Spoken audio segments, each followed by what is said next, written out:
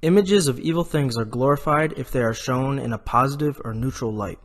Devils, idols, false gods, false religions, pagans, heretics, schismatics, vices, and grotesque deformity are all evil things. Thus, images of devils, idols, false gods, false religions, pagans, heretics, schismatics, vices, or grotesque deformity shown in a positive or neutral light desecrate a place. However, if these things are not glorified, they do not desecrate a place unless the image is pornographic or immodest. To not be glorified, they must be clearly shown in a negative light, and thus it must be certain they are evil and condemned.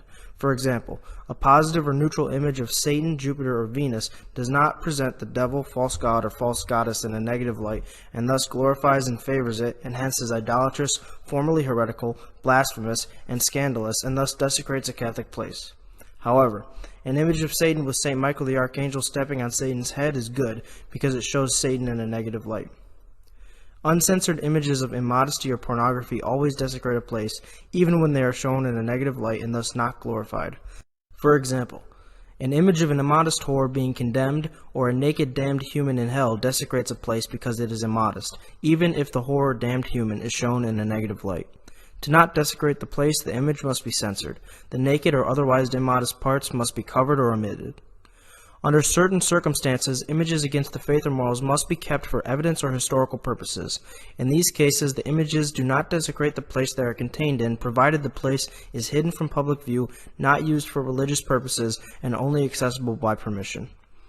Just like Catholics who become desecrated with formal heresy, formal schism, or idolatry become anathema and thus become non-Catholics.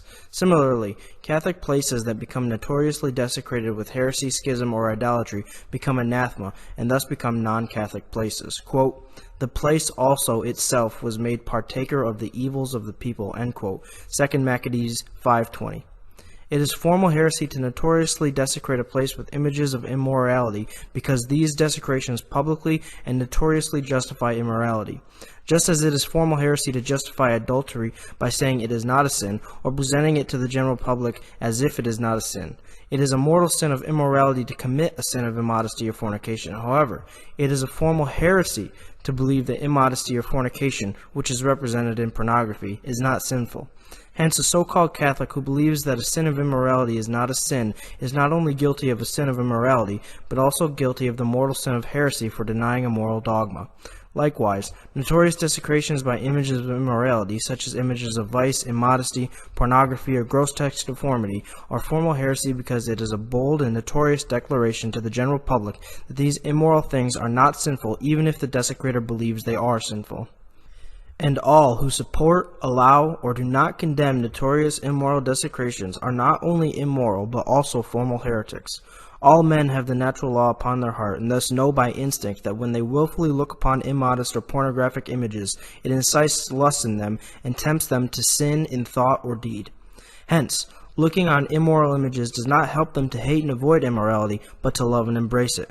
Hence, it is a mortal sin to display immodest or pornographic images. It is also a mortal sin to support or allow the display of immodest or pornographic images. It is also a mortal sin for men to willfully look upon immodest or pornographic images, and they commit an additional mortal sin if they embrace the lustful image in their heart. It is a mortal sin to place men in the near occasion of mortal sin, which is what displaying immodest or pornographic images does. Under no circumstances can immodest or pornographic images be displayed for public viewing. Immodest pictures are necessary for medical books, and pornographic images are necessary for evidence against offenders, but in both cases such images must be private and access limited only to those who need to see them. It is God's first commandment that all false gods and false religions, that is, every god but the Catholic God, and every religion but the Catholic religion, are false, evil, and condemned. The first and most important commandment of God, then, not only forbids men to worship idols and false gods, but also forbids men to respect, love, or like them under pain of anathema. Quote, "Neither shalt thou bring anything of the idol into thy house, lest thou become an anathema, like it. Thou shalt detest it as dung, and thou shalt utterly abhor it as uncleanness and filth, because it is an anathema." End quote. Deuteronomy 7:22. Hence, any baptized person who promotes or allows the glorification of idols, false gods, or false religions is a formal heretic or idolater by mixing them with the true God and true religion. Mixing the Catholic God and Catholic religion with false gods and false religions, known as syncretism, applies to apostate Catholics who profess belief in the Catholic God and Catholic religion, but also glorify false gods and false religions by respecting, honoring, loving, or at least liking them. To obey the first commandment, then, God's chosen people must disrespect, hate, and condemn all idols, false gods, and false religions, and must denounce idolaters. If they do not, then they are idolaters themselves, even if they do not believe in the idol, false god, or false religion. Pope St. Gregory the Great, quote, "He who does not correct things that should be cut off commits them," end quote.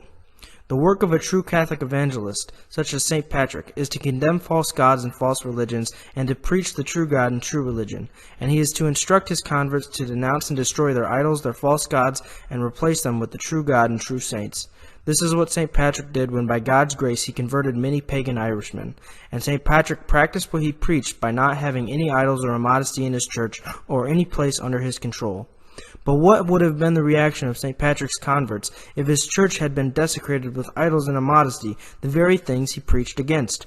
As soon as they entered St. Patrick's church and saw idols and immodesty, they would have denounced him as a liar and hypocrite and walked out of his church. That is, if they had not lost all common sense and goodwill. They would have said to him, "You who preach against idols have idols in your own church." Most of them would have gone back to worshiping their idols. That is what happened in Europe when most Catholics either left the Catholic Church and became Protestants, or joined some other non-Catholic religion, or pretended to remain inside the Catholic Church while glorifying the false gods and false religions of the Romans, Greeks, and Germans.